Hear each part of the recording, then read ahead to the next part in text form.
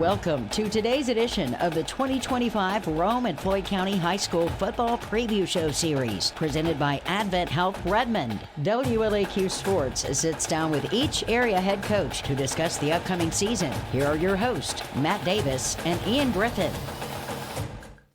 Well, hello, everyone, and welcome to the 2025 Unity Christian School Lions Football Preview Show with head coach David Humphreys, presented by Advent Health Redmond. We're happy to have them as our presenting sponsor. First, Coach, thanks so much for taking time out of your busy schedule to talk Lions football. Well, it's great to see y'all again, guys. I tell you what, it's hard to believe that it's already that time of year, right? It's just crazy that June disappeared, and we're sitting here already cranked up, and we're 3 weeks away from actually playing on a Friday night. How does that make you feel when you realize that? Well, yeah, it's really gotten to a point where it's kind of weird, because you're sitting in May, you're getting through spring ball, and by the time you catch your breath and you kind of get over all that, you're headed right back into July, and June kind of is a blur. It's always been kind of a blur. And now, then all of a sudden, you set your hair on fire after the 4th of July and you say, okay, you tell your family you'll see them at Christmas. And that's pretty much what we do, Yep. So it's kind of a surreal deal, And then when the season's over with, you're like lost for like a month. You don't even know what you're supposed to do. So, yeah, it's kind of just a weird time, yeah. Well, Coach, last season, another great success for your program with a championship game appearance. And if we're remembering this correctly, you guys have played in 4 title games in the last 5 years, which is remarkable. Yeah, what have been the keys to that impressive run of success? Well, obviously it comes down to players, right? And they gotta overcome their coaching for sure. But no, these guys are, they bought into working hard. And the thing about our game more so than a lot of the others is that our players had to play a lot of snaps in a game, and so they have to practice a little bit different. And what I mean by that is that they don't get much rest time. 2 years ago, we had guys that were averaging over 140 plays a game. And this past year it went down a little bit, but, whereas most other teams, if a kid ever gets around 100 plays, you think that's a lot, And you look at like NFL, you have guys that don't play 20 snaps in a game. So, yeah, when you start talking about 140 plays, it takes a lot. And so a kid's got to be in condition. And so, we talk about that obviously you're going to fall off physically when you play that many snaps, but the one thing you can't do is fall off mentally. And so that's what we practice on pretty hard, yeah. Well, Coach, it's no secret to anybody that follows your program that you had a really special group of seniors last year that graduated and are moving on to what's next in life. With a lot of great memories and things like that. But when you think about and reflect on that group and what they did to pave the way for the group now and future groups and things like that, what are the things that come to mind? Wow, I tell you what, I think first of all, last year was a very bizarre year. We lost. We had 3 games that were we lost. We lost one to weather, which nobody could deal with. We had one that was a forfeiture, and then we had another one.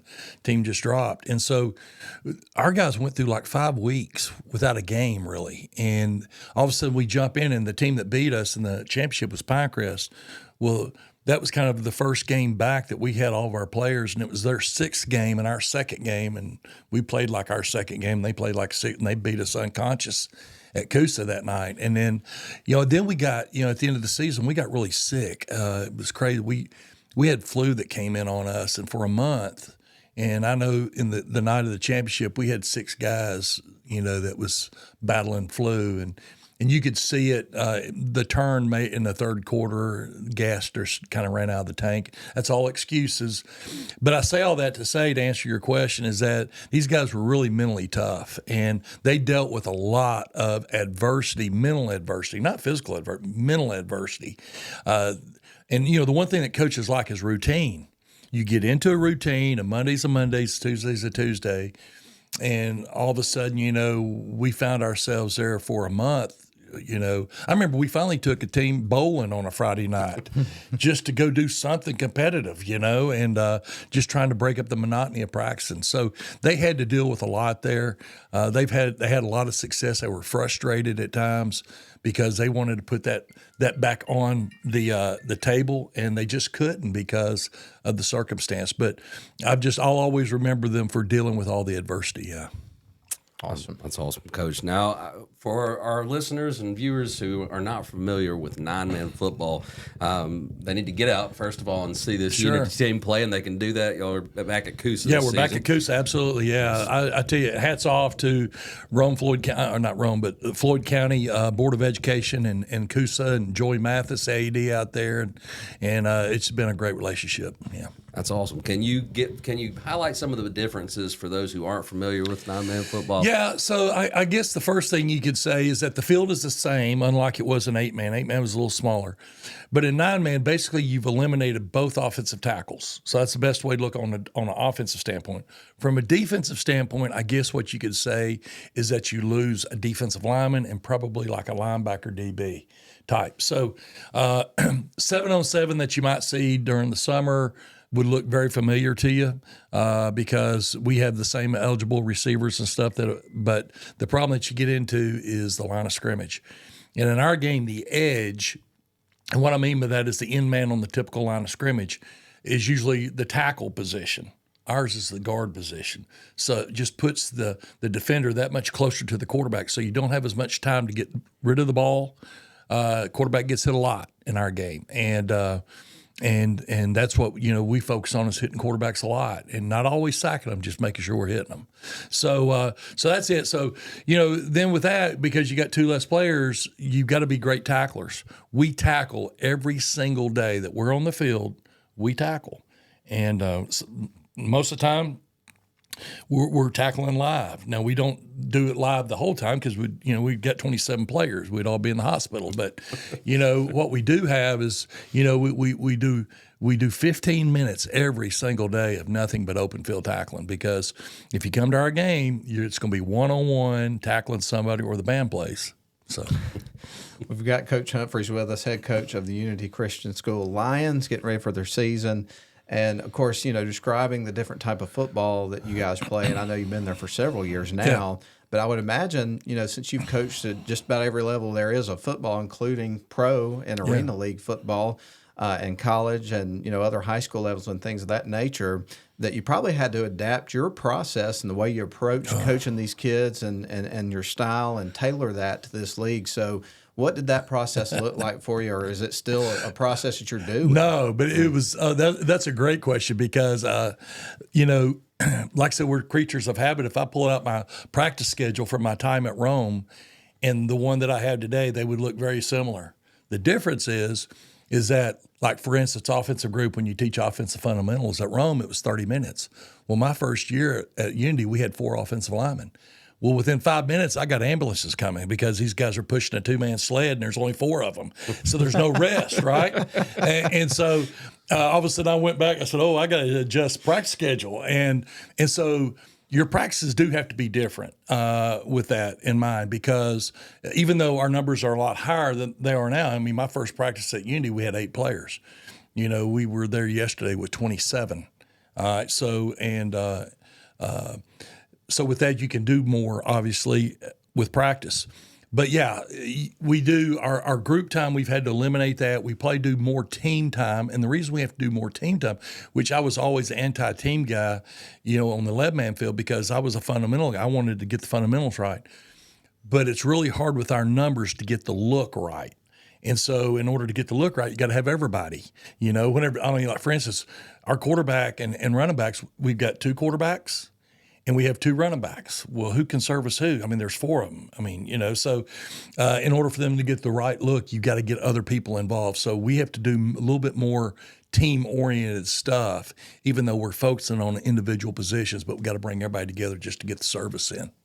That makes a lot of sense. And we've got Coach Humphreys with us here, head coach of Unity Lions. That brings us to our first break of the program. So we're going to go ahead and take care of that break and thank our sponsor, our presenting sponsor, Advent Health Redmond, for being with us. And we'll come back for segment 2 after these messages.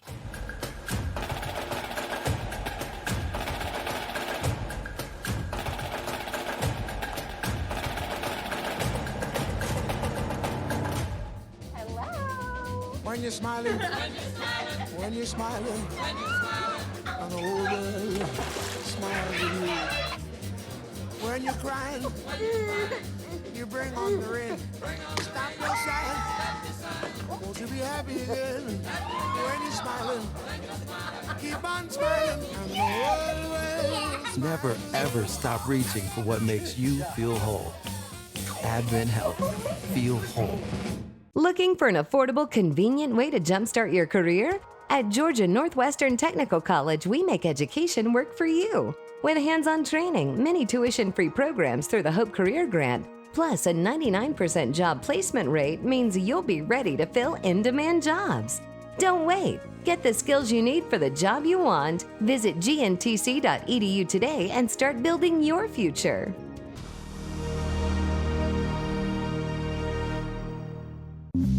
Are you shopping for a new car, truck, or SUV? Riverside Auto Group has a location to meet your needs. Browse their selection online at riversideautogroup.com or visit with them in person at Riverside Chevrolet GMC in Rome, Riverside Toyota in Rome, Riverside Nissan in Rome, or Riverside GMC Cadillac in Cartersville. Locally owned and operated by the Welburn family since 1974. That's Riverside Auto Group.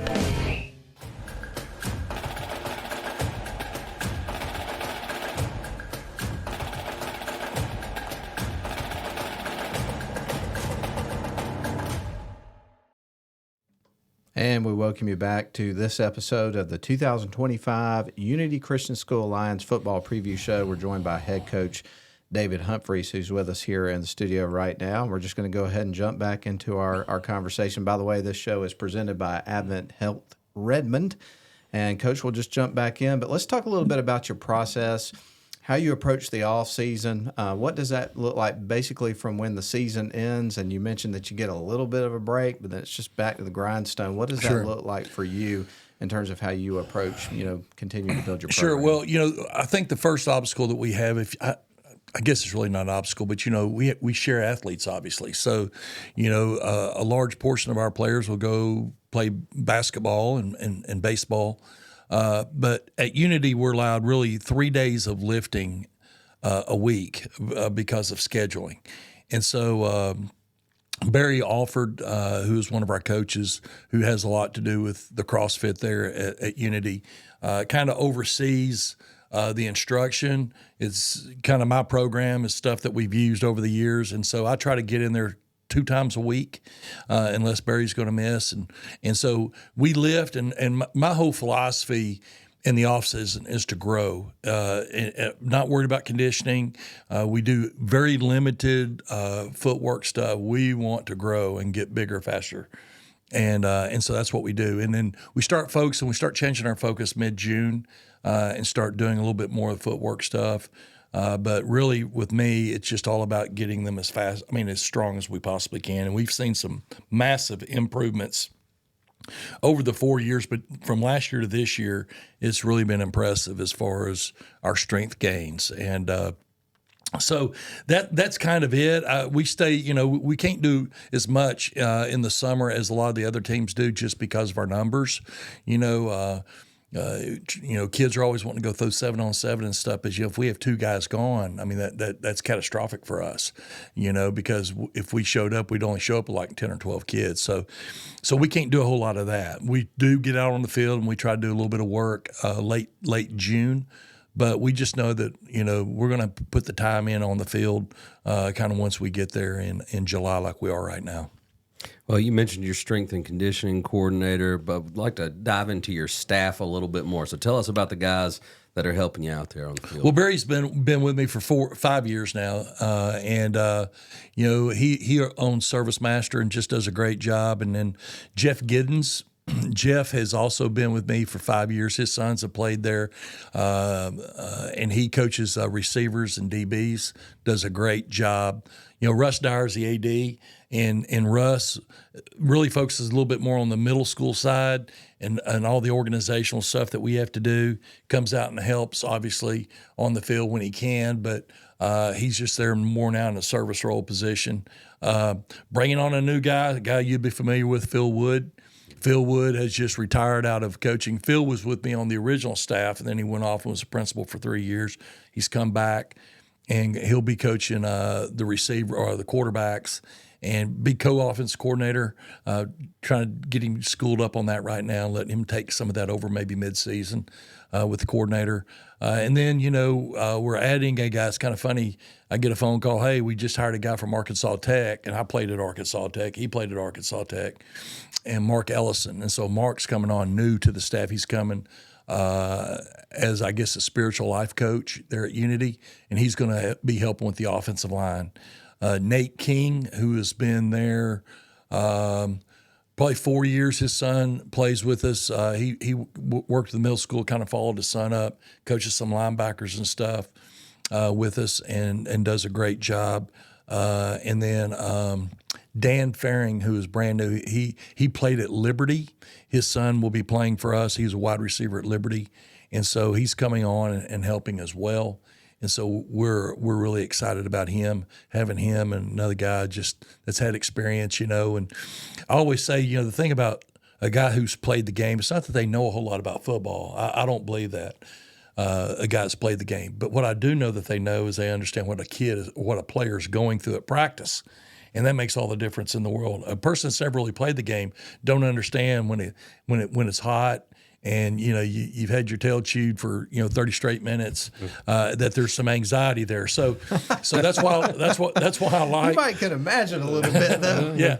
So that's why I like guys that have played. Not that they know a whole lot, and that's not to disrespect him. I mean, I played and all I knew was my world, which was right around the center. I didn't know everything else, but that they understand what kids are going and what work means. So, yeah, that's the staff. I'm excited about the staff. It's a strong staff, and we lost Jeremy Green. He went to Cedartown. It was a great move for him as DC, and I'm coordinating both sides of the ball right now. So my brain's fighting itself. So. Well, Coach, as you get ready for this season, one of the things that obviously happens, especially when you have a special senior group like you just had graduate, and really to some degree every year, no matter how much attrition or how little you have, sure, every year is different. It takes on a different personality and that sort of thing. So how would you describe this group? What do you think the biggest strengths are, the character of this group is going to be? Well, I think the very first thing, Matt, that we would look at is that we're going to be stronger than we've ever been. Just physically, last year we played, our whole linebacker core was 10th graders. And, two of them didn't make me. I mean, one was 135 and one was, 145. And that gets close to me, but still not me, And so, but now they're all a little bit bigger and they're a whole lot stronger. One of them's a whole lot faster. And so very excited about that.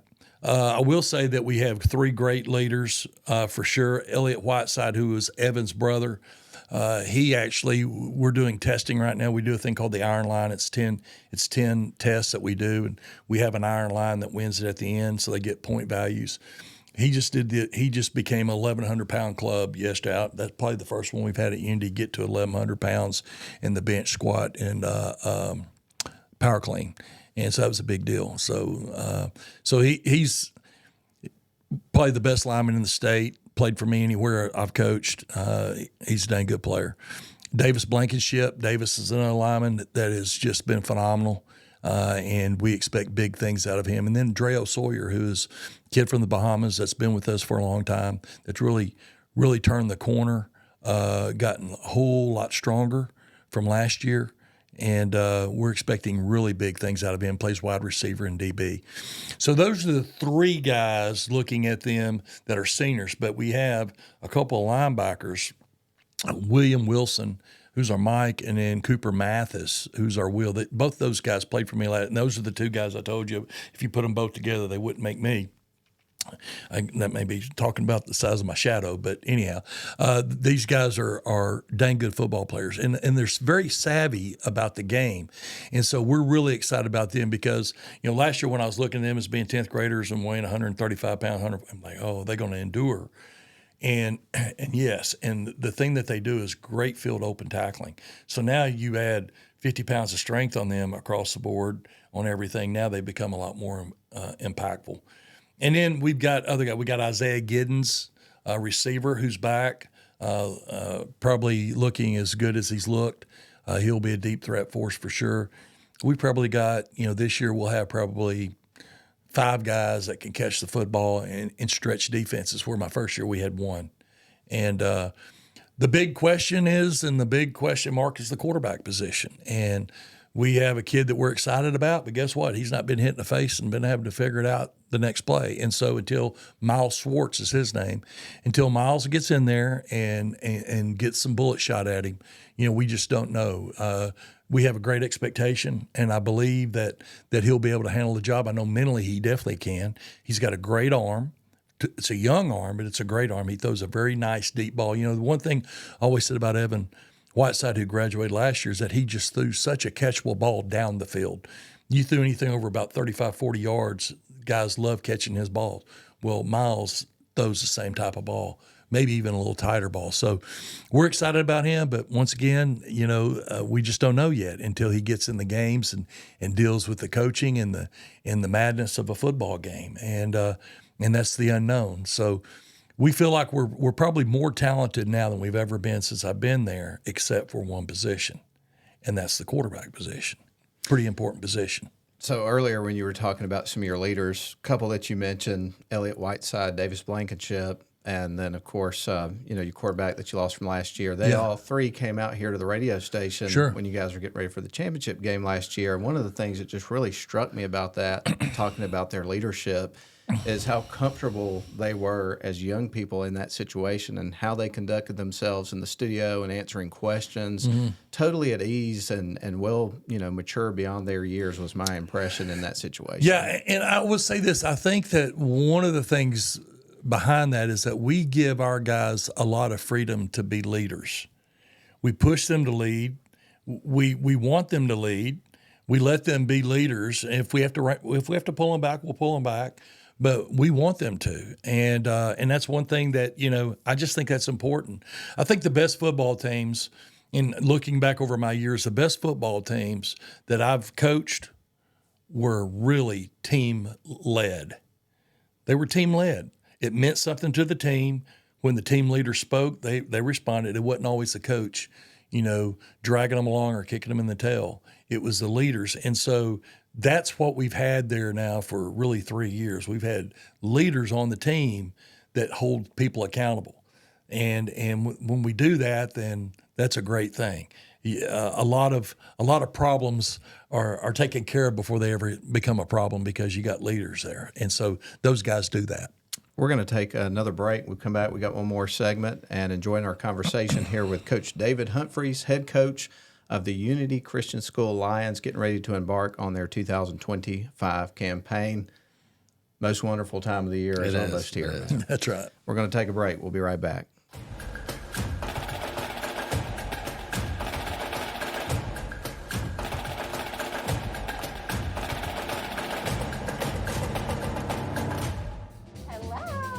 When you're smiling, when you're smiling, and the whole world smiles with you. When you're crying, you bring on the rain.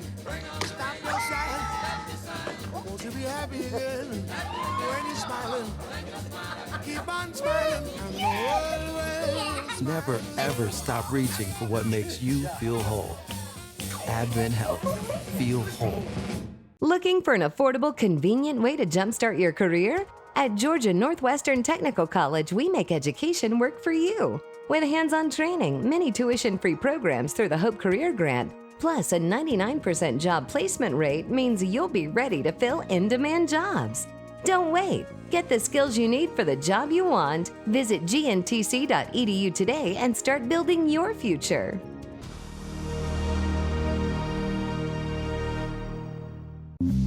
Are you shopping for a new car, truck, or SUV? Riverside Auto Group has a location to meet your needs. Browse their selection online at riversideautogroup.com or visit with them in person at Riverside Chevrolet GMC in Rome, Riverside Toyota in Rome, Riverside Nissan in Rome, or Riverside GMC Cadillac in Cartersville. Locally owned and operated by the Welburn family since 1974. That's Riverside Auto Group.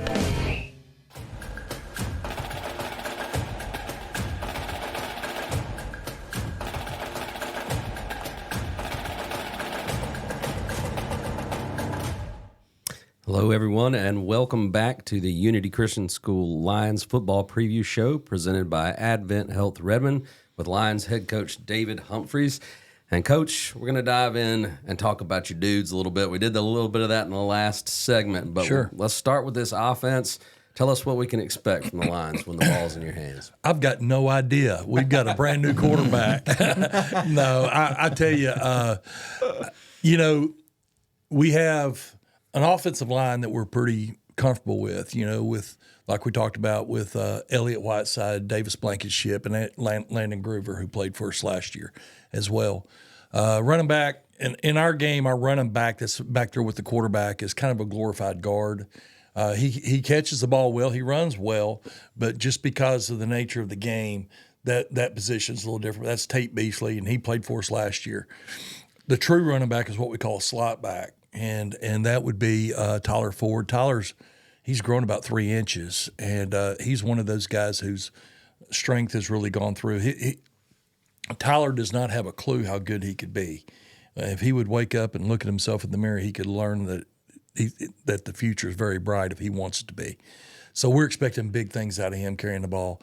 One of the things that happened over the last couple of years, we had a quarterback that wasn't afraid. And so there was times in games where he would carry the ball 25, 30, even I think the most was 41 times he carried in one game. All right, and that was up the middle. That wasn't around the edge. It was up the middle. We don't have a quarterback right now that's capable of doing that. He probably will get there, but he's not there yet. So we've got to take the load off of him. Tyler's that guy. Brady King is that guy. Isaiah Giddens is another. So our slot positions are kind of our running back positions. And then we talked about Dreo Sawyer. We got another kid who is going to be a phenomenal athlete. He's a phenomenal athlete now, but he's only a 9th grader. And that's Bo Matson, and he's an 8th grader last year, and 6'5" kid, catch football, jump out of the park. But don't want to say much about his name because he don't need to know how good he is yet. So, A little aside to this, getting back to having a new starting quarterback, you talked about how he has to experience some live bullets. How do you simulate that the best you can in practice without potentially injuring your quarterback? Well, that's the first thing I don't think about. Yeah. I really don't. I realize that I have to sacrifice him, and I have to see how he handles it. And I just tell Coach, that's the way we do it. We let him get hit. We put him in bad situations, and we let him intentionally get hit. And because that's what's going to happen in a ball game. And you try not to stack too many of those on him at one time, but what you do want to see is a hit and then have to make a decision right after it. Now, I realize there's different levels of hits, don't get me wrong. But, through the course of the game, there's those contact hits that you're going to take time and time and time again. And they're not normal, but they're not catastrophic either, and you got to be able to deal with that. And so that's what we have to do. So what we do is we limit that, like we do all of our guys. But, he'll get 4 or 5 live shots a day where he gets hit. And, I remember last year, because like I said, some of these coaches hadn't been around this, and I've always believed that, if you protect them now, then they're going to cower on you later. And so, you just got to let them know that's just part of it, And like I told the lineman yesterday, we were working. I said, look, you should go home every night thinking that all of your fingers are broken. You should not think that they are okay because of grabbing a hold of people. And so once you let them know that that's normal and that's what you should feel like, then they go, okay, all right, maybe coach isn't crazy, And so with the quarterback, I tell him, I said, every game you should feel like you've been in a car wreck. Every game you should come out thinking you've been in a car wreck. You need to go to the hospital. If you do that, then you won't be disappointed. And so that's the mentality that you have to create, because in our game, the quarterback is a running back. He is a running back. And so he has to get through that. It can't be, don't touch me. Don't put him in a different color shirt. No. So we're not going to protect him that way. What we're going to do is protect him by teaching the other guys how to hit the correct way. Right. And so they're hitting him the right way. So I'm going to ask this question a little bit differently than planned, but if whether you've seen 9-man football or not, if you've looked at the scores, there's a tremendous amount of scoring. So how do you ever get anybody to agree to be a defensive coordinator with this kind of brand of football with as much scoring that takes place? It seems like it would be a hard sell in some aspects. They bellyache the whole game. I mean, they do. They complain. And no, I tell you, it's tough. Like, so when I went to the Arena Bowl, I was the special teams coordinator. Okay, well, our first game in Phoenix, Arizona, we won. We scored every possession. Every possession. Did not have a third down the entire game. And we had to recover an onside kick to win 83-82. Wow. And I was the special teams coordinator. So you can imagine how many kickoffs and how many kickoff returns you had to do. I was nervous. I said, this is the worst thing I've ever been in my life. But And they could field it off the net too, right? Absolutely, yeah. So to your question is, no, what you have to do is you have to pick and choose.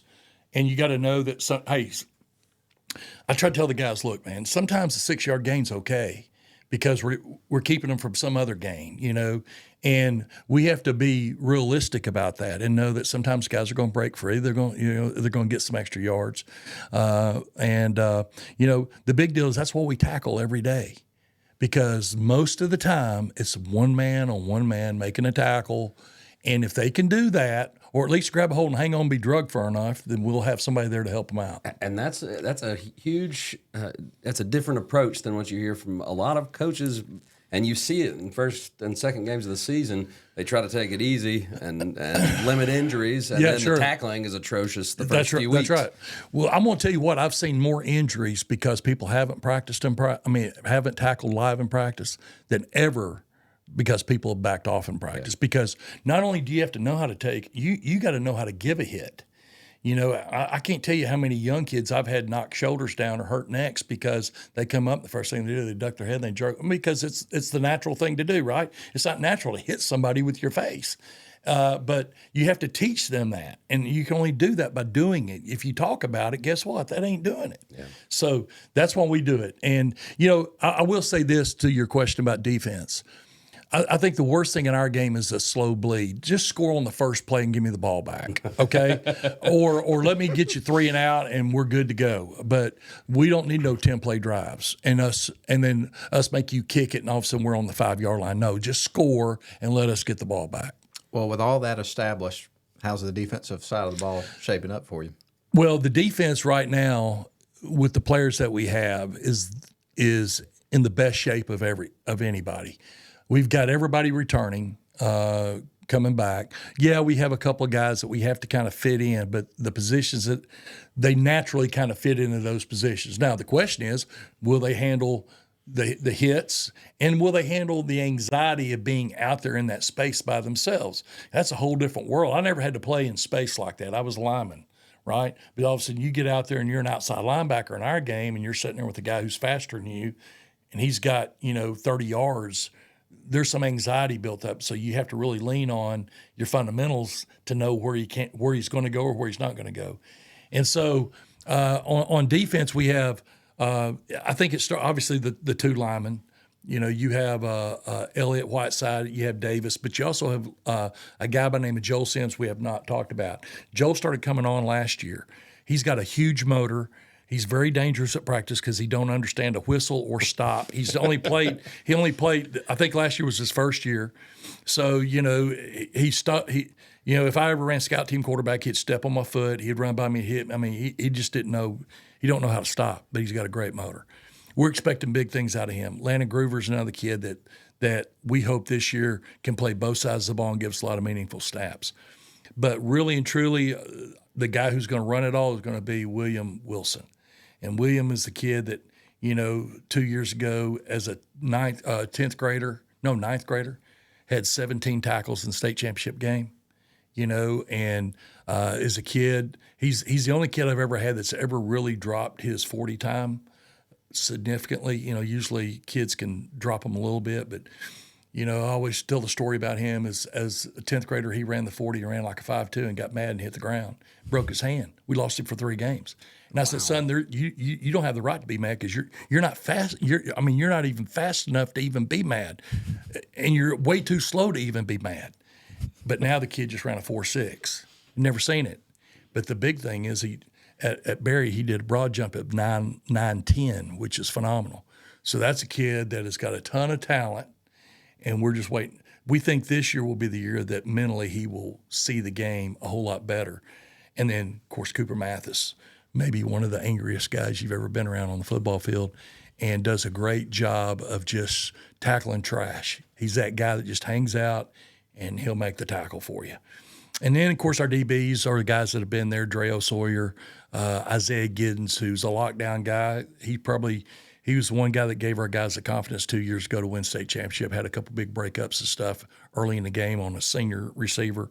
And then Brady King is another guy that has got the talent. So from a defensive standpoint, we feel, really good there. We have Bo Matson, who'll play Sam linebacker. We have a guy by the name of Blake Hall. Blake is another kid that does a great job tackling in space. A little undersized right now, but Blake will be a smart kid. So, we're excited about the defensive side of the ball. Well, let's jump over to the third phase of the game. You mentioned that you coordinated during your time in the arena football, so it's an important aspect. Tell us about your kicking game and special teams. Oh, man. I tell you, so that's the funny thing about our game is special teams, because, you've only got, you've got 24 players, or 25 players that are dressed out.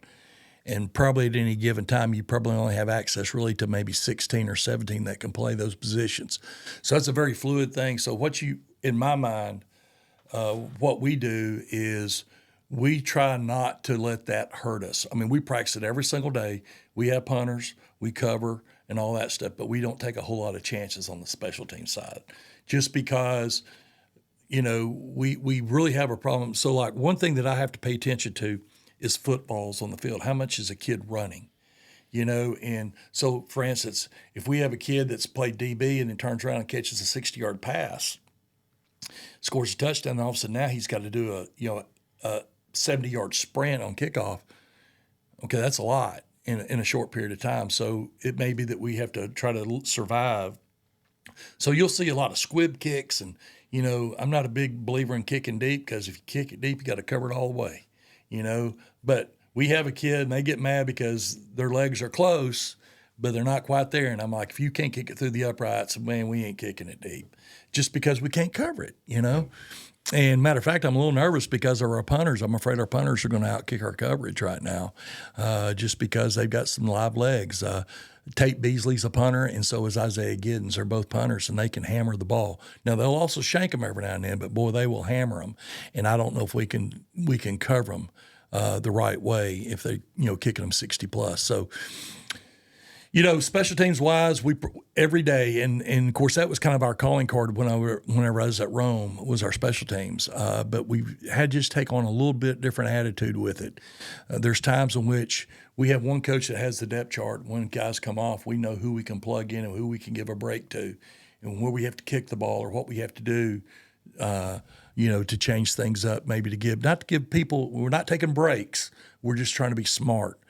We can't ask a kid who's exhausted to sprint down the field. We just can't do it.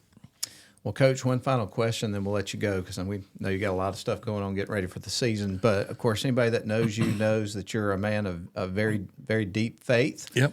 And being a part of this Unity community is very important to you in that aspect. I know Sure. you're also area director of the FCA, your work Sure. there, all those things. So what does it mean to you in addition to, leading this team as a football team and developing football players to lead these young men and be a part of Unity community, if you will? Yeah, Matt, I appreciate the question. Throughout my life, throughout my career, I've never wanted to be given anything other than one thing, and that's the opportunity. And I always tell the guys, the opportunity to prove I'm a somebody instead of a nobody. But I don't want you to give me anything else, just that opportunity. And so each and every day, that's kind of the speech that we give our players. All you're given is an opportunity today. If you come out to Unity right now and you look on our practice shirts, it says now. And all I want them to be concerned about is now. I ain't worried about yesterday. We can't do nothing about it. Care less about yesterday. I'm only concerned about now. And if you're focused enough and doing the right thing now, then tomorrow will take care of itself as well.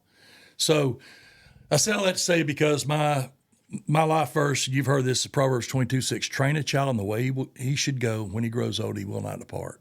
And so I believe my job is to train these guys in being good people. They're young people, and they're going to make mistakes. And that don't make them bad people. It makes them dumb young people, right? Okay? And that's okay because we've all been there, right? But you also have to mentor them and help them through those times and let them know that that does not define them. Let's learn from that and let's move on. And we can do that through the game of football. We can do that through the game of life. Obviously, we use that at Unity by looking and trying to emulate, the life of Jesus. That's what we want to do, and we want our kids. When I go around to this community and I talk to teams, the challenge I give them is, look, man, be good people. Be a light in a dark place. There's a lot of dark places out there, right? We all know that. And sports is a great place to shine a light because there's going to be either good coming out of that or bad because there's way too many people that are interested in what these kids do. And so these kids have got a great platform to lead. And so our challenge is to let them take that serious, and let them know that, hey, you're going to fall off the wagon. You're going to mess up. That's okay. We'll fix it. But let's work hard at doing right. And if we do right and enough of us do right, maybe we can influence other people.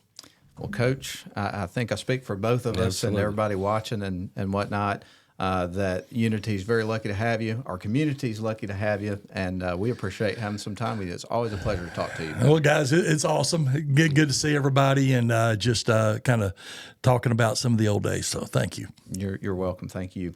Well, Ian, that's going to put a wrap on it, man. Last one's in the can, my friend. Yes, sir. Right. Yep. So we appreciate you tuning in for the UCS Lions football preview show of 2025 presented by Advent Health Redmond with Lions head coach David Humphreys. And we do want to take this opportunity to thank our presenting sponsor, Advent Health Redmond, as we just mentioned, but also Georgia Northwestern Technical College and Riverside Auto Group for being along with us as sponsors for these programs. For Ian Griffin, I'm Matt Davis. For Coach Humphreys, it's going to put a wrap on our program. Go Lions. Go Lions. Hope you enjoyed this edition of the 2025 Rome and Floyd County High School Football Preview Shows, presented by Advent Health Redmond. Make sure you hit like and subscribe to our channel for more local content from the WLAQ Radio YouTube channel.